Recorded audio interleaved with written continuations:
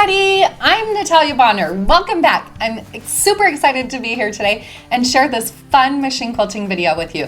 Now, this is just a little bit of a sneak peek of this gorgeous quilt that I recently quilted. The pattern name is Mountainside and it is available for purchase from Lella Boutique. Vanessa Gortson designed this gorgeous quilt. So, a few fun details about this quilt. Now, like I said, it's just a little bit of a sneak peek. If you do want to see my whole entire process machine quilting this quilt, make sure you check out my Patreon page. It's patreon.com/Natalia Bonner. Over on Patreon, I actually share several videos every month, but take you through my process a little bit more detailed, a little bit more in depth, kind of showing you from the start all the way through the end, showing markings and different things like that. So definitely check out my Patreon page. But a few details before we get to the stitching. I do all of my quilting using a Gammill 22-inch machine. This is hand-guided quilting, but I am using my 4-in-1 machine quilting ruler to help. Now, the threads that I'm using here are so fine on the top and bottom line on my bobbin. The batting that I'm using here today is 1 layer of the Quilter's Dream wool. Now, you can pick up all of these notions over on our website, pieceandquilt.com. Let's get stitching.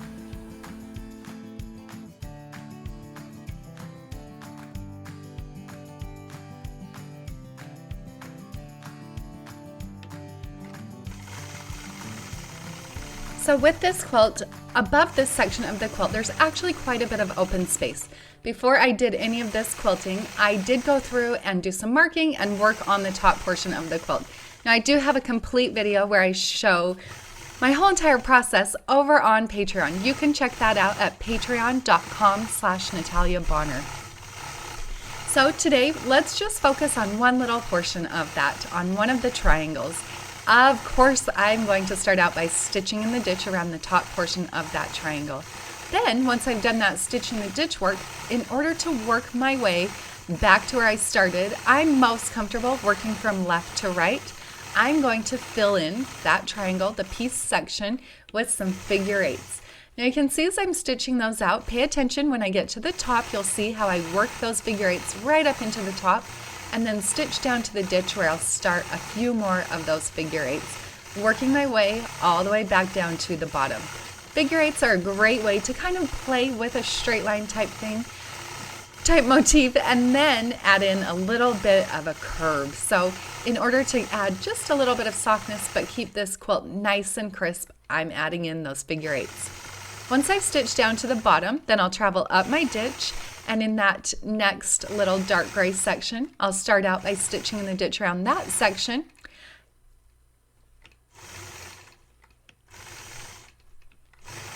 Once I've stitched in the ditch around that section, in that small gray, light gray background colored square, I'm going to stitch a point-to-point curved line, and then I'll continue those figure eights back in that darker section.